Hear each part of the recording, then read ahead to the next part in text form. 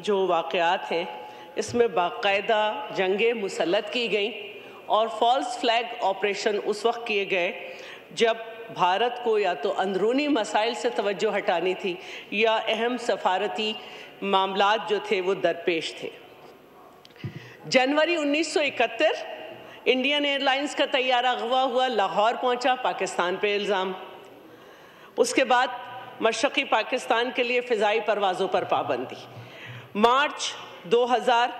20 مارچ 2000 امریکی صدر Bill Clinton کی بھارتی دورے کے دوران مقبوضہ کشمیر میں 36 سکھوں کا قتل عام، پاکستان پر الزام، لیکن شواہد نے ثابت کیا کہ بھارت کی سازش اور بھارتی فورسز کی کارروائی۔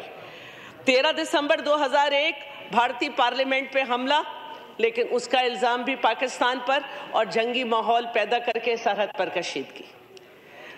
فروری 2007 میں سمجھوتا ایکسپریس پہ حملہ، 68 افراد کا قتل ہونا جس میں زیادہ تر مسلم، لیکن پاکستان پر الزام، لیکن بعد میں ہندو شدت پسند تنظیموں کے شواہد سامنے۔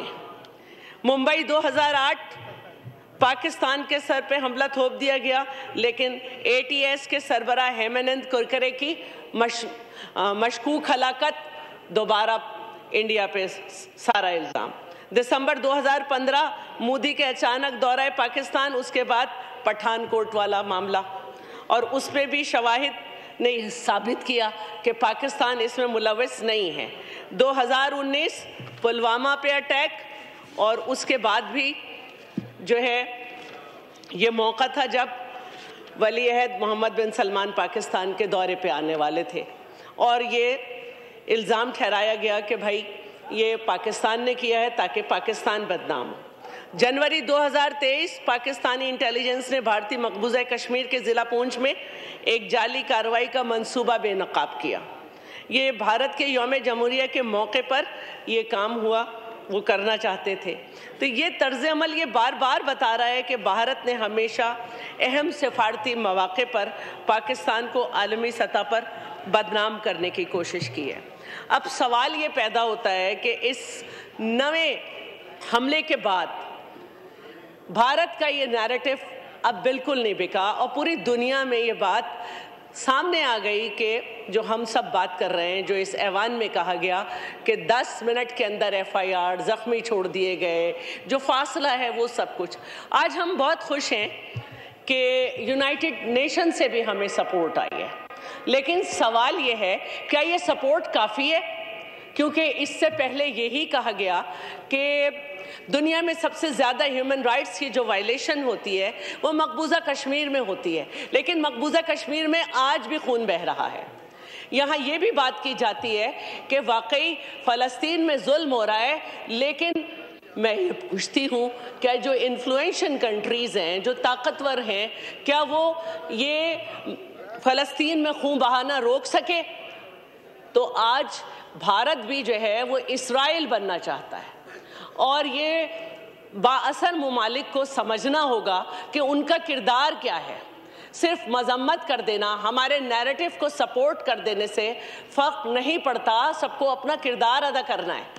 آج جب یہ جنگ شروع ہو چکی ایک طریقے سے، جب چناب اور جہلم کا پانی روک دیا گیا، پانی روک دینے کا مطلب ہے کہ آپ یہ چاہتے ہیں کہ پاکستان میں موت کا رقص ہو۔ سپاہی سالار کو بھی ٹینک پہ چڑھ کر یہ اعلان کرنا پڑ گیا کہ ہم بالکل تیار ہیں، لیکن سوال وہی ہے کہ کیا تیار ہونے سے، ان کے پانی روکنے سے اور ہمارے ان کے دریاؤں میں خون بہا دینے سے مسئلہ حل ہو جائے گا؟ کیا جنگ جیت میں تبدیل ہو گئی تو سارے معاملات حل ہو جائیں گے؟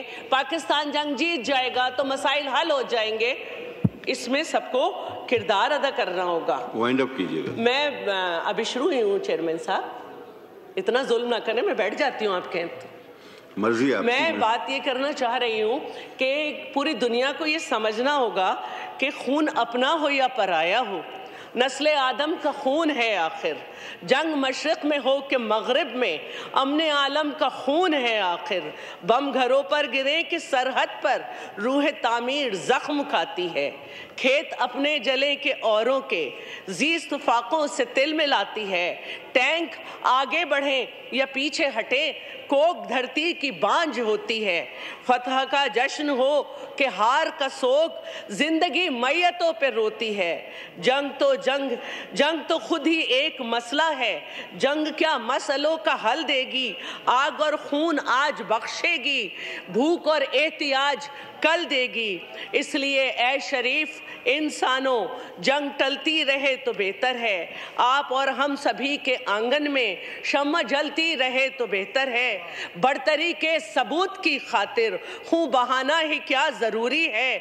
घर की तारीकियां मिटाने को घर जलाना ही क्या ज़रूरी है।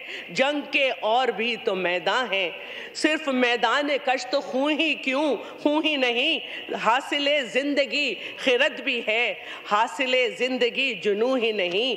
आओ इस तेरा बख्त दुनिया में फिक्र की रोशनी को आम करें, अमन को जिनसे तक़वियत पहुँचे, ऐसी जंगों का एहतमाम करें। जंग वहशत से बर्बरियत से, अमन तहजीब व इर्तक़ा के लिए। जंग मर्ग आफरीं सियासत से, अमन इंसान की बका के लिए। जंग अफलास और ग़ुलामी से, अमन बेहतर निज़ाम की खातिर। जंग भटकी हुई क़यादत से, अमन बेबस अवाम की खातिर। जंग सरमाए के तसल्लुत से, अमन जमहूर की खुशी के लिए।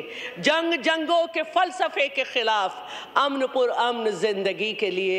और यही पाकिस्तान का पैगाम है कि हम अमन चाह रहे हैं। बड़ी तवील नज़्म थी माशाअल्लाह, बड़ी तवील। सब्सक्राइब करें और बेल दबाएं ताकि कोई खबर रह न जाए।